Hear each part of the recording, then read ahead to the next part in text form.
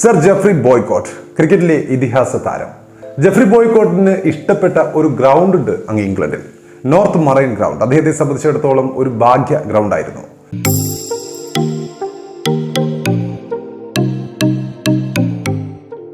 Boycott എന്ന് പറയുമ്പോൾ English ക്രിക്കറ്റിലെ അതികായനാണ് ജെഫ്രി ബോയ്കോട്ട്. ചരിത്രത്തിലെ ഏറ്റവും മികച്ച ഓപ്പണിംഗ് ബാറ്റ്സ്മാനിൽ ഒരാളായിട്ടാണ് അദ്ദേഹം കരുതപ്പെടുന്നത്. ഫിറ്റ് വില്യം പ്രൈമറി സ്കൂളിൽ പഠിക്കുമ്പോൾ ഒരു ലിസ്റ്റ് എ മത്സരത്തിൽ 45 റൺസും 10 റൺസിന് 6 വിക്കറ്റും നേടി ആ വർഷത്തെ ലെൻ ഹട്ടൺ അവാർഡിന് അദ്ദേഹം അർഹനായിരുന്നു. അങ്ങനെ ക്രിക്കറ്റ് അധികൃതരുടെ ശ്രദ്ധയിൽപ്പെട്ടു. അന്ന് അദ്ദേഹത്തിന് പ്രായം വെറും 9 വയസ്സാണ്. 10ാം വയസ്സിൽ അക്കോർത്ത് ക്രിക്കറ്റ് ക്ലബിന് വേണ്ടി ക്യാപ്പ് അണിഞ്ഞു. മാച്ച് ഫീ വാങ്ങി കളിച്ചിട്ടുള്ള ലോകത്തിലെ ഏറ്റവും പ്രായം കുറഞ്ഞ പ്രൊഫഷണൽ ക്രിക്കറ്ററായിരുന്നു അന്ന് അദ്ദേഹം. വലിയ സാമ്പത്തിക ശേഷിയുള്ള കുടുംബമൊന്നും ആയിരുന്നില്ല ബോയ്കോട്ടിൻ്റെത്. പിതാവ് ഒരു ഖനി തൊഴിലാളിയായിരുന്നു. ഒരു അപകടത്തെ തുടർന്ന് മാരകമായി പരിക്കേറ്റ് പിതാവ് കിടപ്പിലായിരുന്നു ഒരു ഘട്ടത്തിൽ. അതുകൊണ്ട് പഠിത്തത്തെക്കാൾ ക്ലബ്ബുകളിൽ മാച്ച് ഫീ വാങ്ങി ക്രിക്കറ്റ് കളിക്കാനായിരുന്നു അദ്ദേഹം താല്പര്യപ്പെട്ടത്. ഇംഗ്ലണ്ടിലെ പ്രശസ്തമായ ക്ലബ്ബുകളിൽ ക്രിക്കറ്റ് മാത്രമല്ല, ആ സമയത്ത് ഫുട്ബോളും ബോയ്കോട്ട് കളിക്കുമായിരുന്നു. കഷ്ടിച്ച് പരീക്ഷ പാസ്സായി പെൻഷൻ ഡിപ്പാർട്ട്മെന്റിൽ അദ്ദേഹം ജോലിയിൽ പ്രവേശിച്ചിരുന്നു ഒരു ഘട്ടത്തിൽ. തുടർന്ന് ഫുട്ബോളിനോട് വിട പറഞ്ഞ് ക്രിക്കറ്റിൽ മാത്രമായി ശ്രദ്ധ. സ്വന്തം കൗണ്ടിയായ ലീഡ്സിൽ അദ്ദേഹം ഇടം നേടുകയുണ്ടായി. ആ ബാലന്റെ ബാറ്റിൽ നിന്നും സെഞ്ചുറികളും ഹാഫ് സെഞ്ചുറികളും പാറി കളിച്ചു വന്ന് ലിസ്റ്റ് എ മത്സരങ്ങളിൽ 11,000 റൺസാണ് ബോയ്കോട്ട് ആ സമയത്ത് നേടിയത്. 414 ഫസ്റ്റ് ക്ലാസ് മത്സരങ്ങളിൽ നിന്നായി 48,000 റൺസ്. 1964 ഓസ്ട്രേലിയക്കെതിരെ ആദ്യ ടെസ്റ്റ് കളിച്ചു അദ്ദേഹം. അവസാന മത്സരം ഇന്ത്യക്കെതിരെയായിരുന്നു 82-ൽ.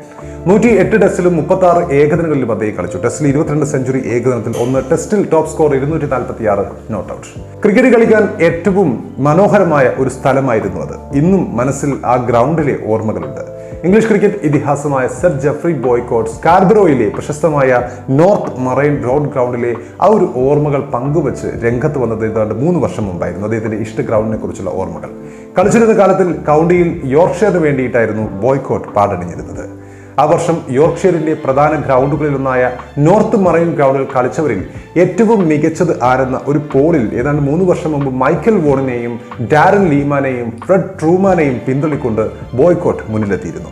അതിനെക്കുറിച്ച് ബോയ്കോട്ട് പറഞ്ഞത് ഇങ്ങനെയാണ്: അങ്ങനെ ഒരു ഫലം വന്നത് എന്നെ അത്ഭുതപ്പെടുത്തുന്നു.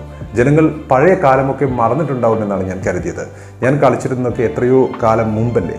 എങ്കിലും ക്രിക്കറ്റ് പ്രേമികൾ ഇങ്ങനെയൊരു തെരഞ്ഞെടുപ്പ് നടത്തിയതിൽ എനിക്ക് അതിയായ സന്തോഷമുണ്ട്.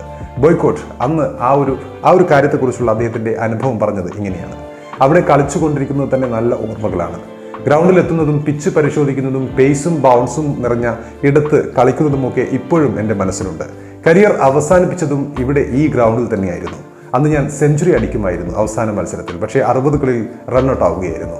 സമയവും ദിവസവും ഒക്കെ ഇപ്പോഴും എൻ്റെ ഓർമ്മയിലുണ്ട്. 86 സെപ്റ്റംബർ 12 5:21 PM. എൻ്റെ കരിയർ അവസാനിച്ചത് അന്നാണ്, ആ ഗ്രൗണ്ടിൽ വെച്ചാണ്. ബോയ്കോട്ട് ഓർമ്മിച്ചത് ഇങ്ങനെയാണ്: 12 സെഞ്ചുറികളായിരുന്നു ബോയ്കോട്ട് ഈ ഗ്രൗണ്ടിൽ കുറിച്ചത്. അതിൽ 8 എണ്ണവും പുറത്താകാതെ നേടിയതായിരുന്നു. അതിലൊന്നാവട്ടെ ഓസീസിനെതിരെ 77 നേടിയ മറക്കാനാവാത്ത ഒന്നായിരുന്നു. അതെ, നോർത്ത് മറൈൻ ഗ്രൗണ്ടിൽ ബോയ്കോട്ടിനെ സംബന്ധിച്ചിടത്തോളം ഒരു ഭാഗ്യ ഗ്രൗണ്ടായിരുന്നു. ആ ഗ്രൗണ്ടിൽ വെച്ചാണ് ബോയ്കോട്ട് ഇതിഹാസങ്ങൾ ഒരുപാട് കുറിച്ചത്. The North Marine Ground and Geoffrey boycott.